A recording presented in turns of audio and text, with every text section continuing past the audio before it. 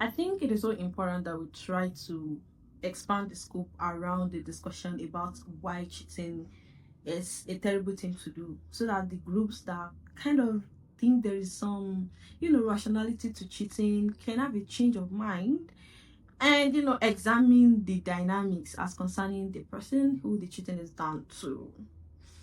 So I have this video on my YouTube channel where I frequently talk about the emotion of love from the perspective of the book I read at the time. And one very clear and very simple explanation I will give you as to why beyond this moral and emotional ground cheating is such bizarre thing to do is the fact that the moment you go out there and choose your partner is the moment you are saying, you don't even have to verbally communicate this, okay? That is the moment you are saying, I've been to the 7 oceans and now I'm back. Been to the 7 seas and now I'm back. I've walked around the world, and for my conclusion, I think you are the worthiest human out there. So for this reason, I'm pledging my love and my time, my adoration, my emotion, everything to you, because you are that worthy, you are that precious, and so they accept you, right? So whatever make it possible for you to create even the tiniest space for some other person in your heart, because it doesn't even have to be some kind of relationship where you are grossly emotionally invested or involved. Whatever make it possible for you to try to, or maybe successfully, explore what is meant for you and this person you just pledge your everything to with some other person, that is an indicator that you are not saying, of course you're not going to say, but that is you writing in some little diary, or just totally coming to the realization that, you know what, I don't think you are all that actually.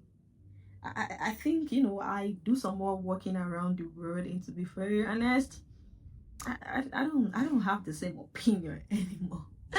And the reason I made reference to that book and my video is because Ellen Fisher tried to study the emotion of love scientifically, because she felt like if we can study basically everything scientifically, why do we feel like we cannot get to the anatomy of the emotion of love and attraction and desire? So she made this conclusion, which I give to you. There are so many facts out there to back this up, that you see this intense feeling of emotion and love and desire and novelty in every romantic relationship can only last about 5 to 6 months before it's be like, you know what, I think this is how far I can get to, guys. So whatever keeps the relationship going from then on usually have very little, and in most cases nothing to do with these butterflies searching in your bellies and stuff like that.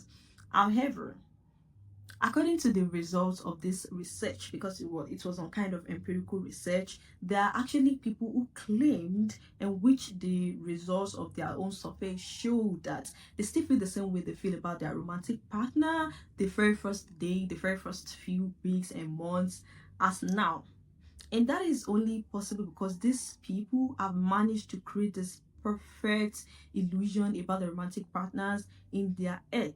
That is to say, these people somehow they've managed to create this illusion and fantasy about their partners as the best thing in the world, the most awesome thing in the world, the most beautiful thing is the world. And that is why it is so possible for these people to still feel the same way they feel about their partners, even after so many time have passed, some of them even 50 years. And I try to not get personal when I come to the internet, especially when the topic is about romance and stuff like that. But I feel the need to talk about this from a personal perspective so that we can actually relate.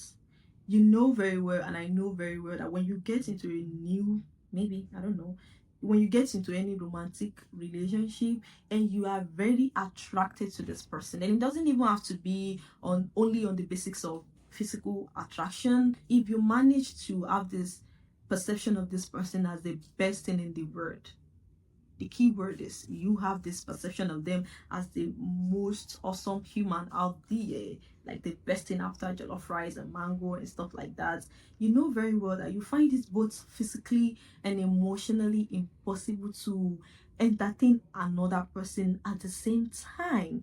And that is a full stop right here.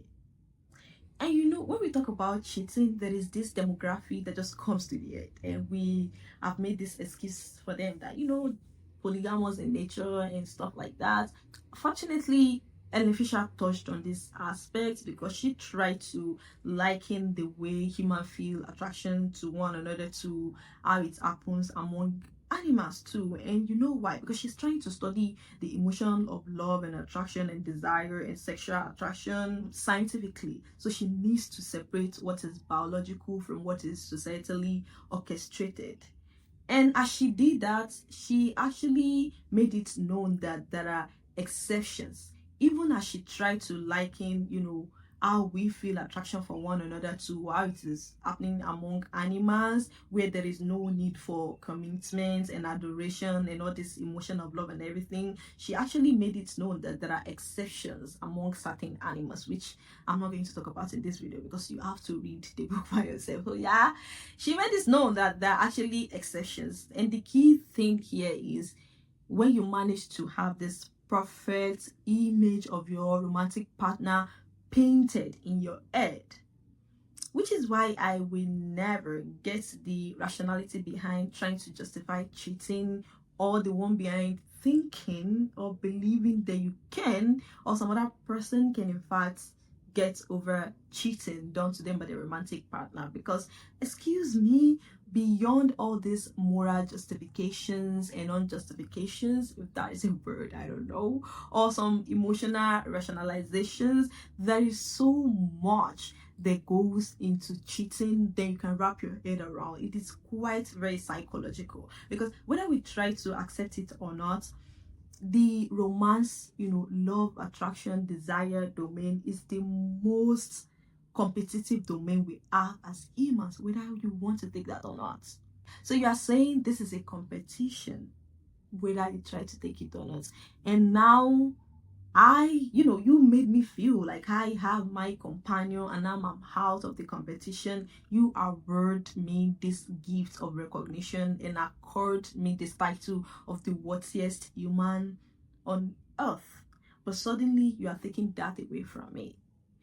What that will do to you or me or they or them is destroy the part of you that was nourished with that recognition totally. So you're saying it is in fact possible to move past something like that when the ground on which your partner, my partner, deciding to explore what is meant for just you and them, they and them with some other person is based on the ground that, yeah, they have started to think that you are probably not the worthiest thing in the world, or maybe you were never that to begin with. Hello. Hey.